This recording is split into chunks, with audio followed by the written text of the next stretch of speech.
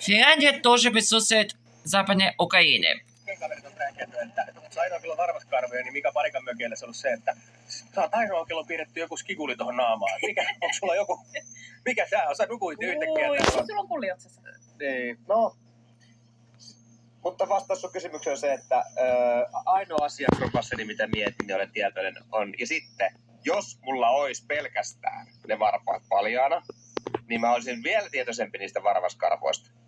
Nyt jos mulla on vaikka shortsit, sandaalit, teepaita, niin sit kukaan ei kiinnitä niin paljon huomioon niihin. Okei, vaikka mä aloitin tämän sille suurella vastarinnalla, niin te olette nyt onnistunut perustelemaan tämän niin hyvin, että jos sä Vomma pamautat esim. Huomenna töihin farkuissa ja sandaaleissa, niin mä vähän katsotaan. Yes.